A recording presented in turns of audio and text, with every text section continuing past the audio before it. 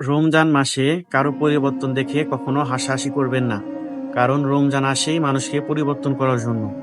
রমজান মাস আসলেই আশেপাশে তাকিয়ে দেখবেন আপনার ভাই, আপনার যে বন্ধু কখনো মসজিদের আঙিনায় যায় নাই, আজ তার সুন্নতি লেবাস, মাথায় টুপি, মসজিদে আজান হয়ে গেছে, সে সবার আগে মসজিদে চলে গেছে, সামনের কাতারে দাঁড়িয়ে সালাত আদায় করতেছে।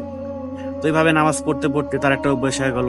দেখা গেল আল্লাহ তাআলা তার এই কাজের জন্য সন্তুষ্ট হয়ে তার জীবনের সকল গুনাহ তাকে ক্ষমা করে দিল। আল্লাহ তাকে হেদায়েত দিয়ে দিল। আসলে রমজান মাসটা এমন একটা মাস, যেই মাসে আল্লাহ তাআলা শয়তানকে শিকল দিয়ে বেঁধে রাখে। এত করে দেখা যায় অনেক যুবক যুবতী শয়তানের অসুসা, শয়তানের ধোঁকা থেকে বেঁচে থাকতে পারে এবং টুকটাক আমল করে। এগুলো দেখে আপনারা হাসাহাসি করবেন না, পারলে তাদেরকে উৎসাহ করবেন। এতে করে তারা আরো ভালো কাজ করার জন্য আগ্রহী হবে। আর আপনারা যদি তাদেরকে নিয়ে হাসাহাসি করেন, সমালোচনা করেন, তোকে জীবনে কখনো মসজিদে দেখি নাই, আজ এরকম হুজুর হুজুর লেবাস, এগুলা বললে সে লজ্জায় মসজিদে যেতে পারবে না, নামাজ পড়তে পারবে না। আমাদের সমাজে এরকম অনেক মানুষ আছে যারা মানুষকে নিয়ে হাসাহাসি করে, সমালোচনা করে। এতে দেখা যায় যে একজন একটা ভালো কাজ করতে চাইলেও মানুষের সমালোচনা, মানুষের ভয়ে, লোক লজ্জার ভয়ে সে ভালো কাজটা করতে পারে না।